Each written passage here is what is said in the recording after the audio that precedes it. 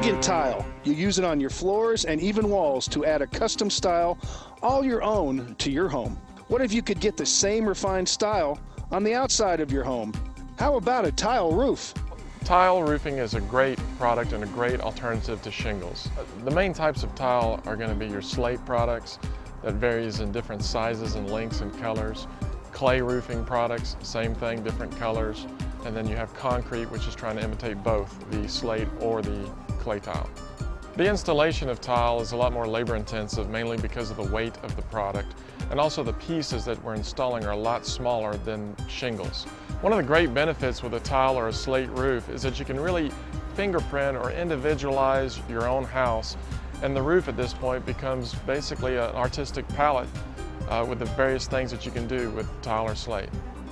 Tile roofing not only looks good, it even makes a more efficient roof. One of the added benefits once it's installed is you do have a small airspace underneath between the product and the roof deck itself. So you're not getting that direct transfer of heat like you would on a shingle roof. The benefits of a tile roof is obviously going to be your aesthetics and several different things you can do with your roof.